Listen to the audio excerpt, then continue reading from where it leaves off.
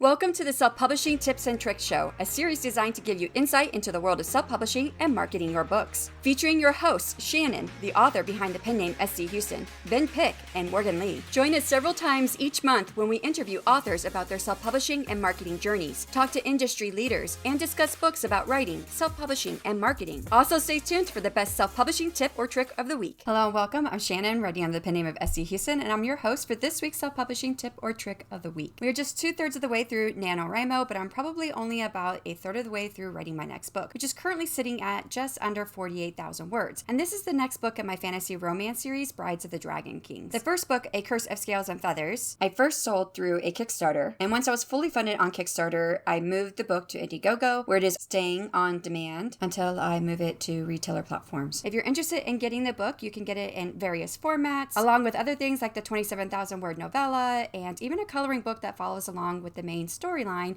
in the book itself. It would mean the world to me if you could support me on Indiegogo, because I just found out that I had to hit a $100 threshold in order to get a payout, and I've already had some people buy some items on the Indiegogo, and I'd like to be able to fulfill everything, but I can't until I hit that $100 threshold, and I'm at $45 right now. You can even get the ebook version of the novella for as little as $1. Okay, let's move on to some bigger news in the indie world, at least something that is big to me. 20 Books to 50K is a conference and an idea and a group that has been around for numerous years, long before I started 2 years ago in this industry. I was able to attend one person in conference, that was last year, and I came away having a great time and another case of COVID. I didn't go this year, and it was the last year. Not to worry though, the spirit of the conference is going to continue with Joe Solari as the financial side of the conference in conjunction with Independent Author Magazine. It is being rebranded to Author Nation, and if I heard it right, the conference is still going to be in Las Vegas, and I think the dates are 11 to 15 November, but I think that's what I heard. I'm not sure if that's correct. I'm sure we're going to find out more in the weeks to come, because I believe tickets are going to go on sale in January. I do plan to go to this first rendition of the conference. I really want to be there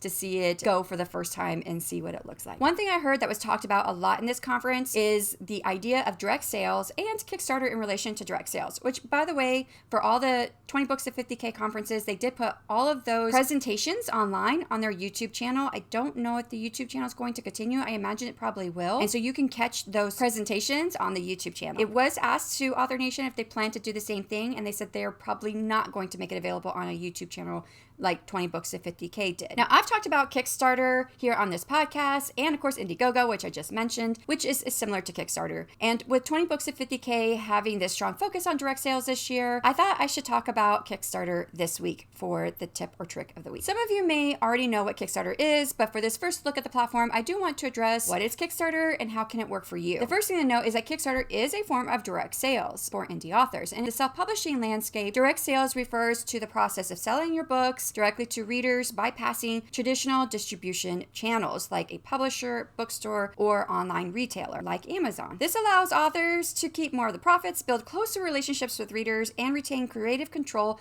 over things like pricing and promotions. What direct sales looks like can vary from selling at a con or a book fair, and that's selling books at a con or a book fair, or selling on a website, to something like subscription platforms like Ream or Patreon, and things like Kickstarter and Indiegogo. But now, how can Kickstarter help you with direct sales? Well, Kickstarter is a crowdfunding platform where creators, like authors, can post projects, set funding goals, and reward backers with perks like signed copies of their book. And you can really offer a whole lot of things that you wouldn't be able to offer on a retailer platform. Readers pledge money to help the project get funded. But Kickstarter is not just a crowdfunding platform. It's also a powerful tool for direct pre-sales. By launching a Kickstarter campaign for your upcoming project, your book, you're essentially creating a direct channel to your readers and your audience. Backers pledge their support, and they're pre-ordering your book before it's even published. This not only provides you with the funds to cover production costs, but also builds a community around your work. As with any strategy, there are pros and cons. And so there are pros and cons to direct sales and using Kickstarter. So let's start with some of the advantages. One of the biggest benefits is the direct connection to your readers. You have the opportunity to engage with them, to get feedback feedback and to cultivate a loyal fan base. Kickstarter campaigns also generate buzz, creating anticipation for your book before it's even published. This is a way to validate demand and pre-sell copies before publishing, which could reduce financial risk. On the flip side, there are some challenges to consider. Direct sales requires more effort in terms of marketing, your time, and fulfillment. You become responsible for handling all the logistics from shipping books to addressing customer inquiry. Kickstarter, while a fantastic platform, comes with its own set of cons.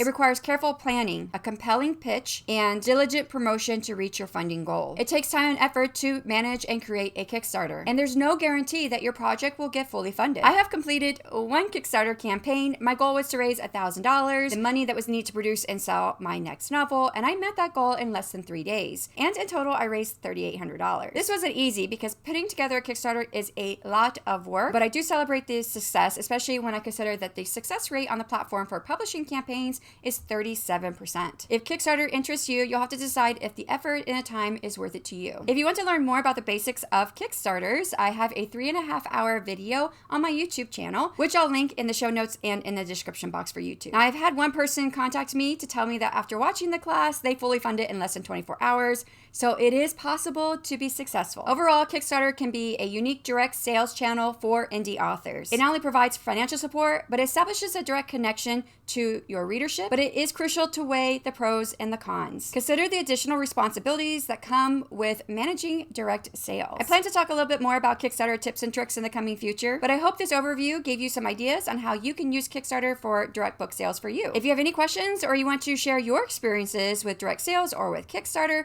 feel free to reach out to us on our social media channels or through email. This wraps up this week's tips, and I'll see you next time. Thank you so much to our incredible listeners and viewers for joining us on our exploration of everything self-publishing. We hope you found our podcast to be a treasure trove of insights and inspiration. If you've enjoyed the show, please consider leaving a review on your favorite podcast platform or thanks on our YouTube episodes. Don't forget, you can catch all of our past episodes on YouTube, Spotify, and other major podcast platforms. And if you'd like to connect with us, drop us a line at selfpubishingtipstricks@gmail.com. Keep writing, keep publishing, and we'll see you next time.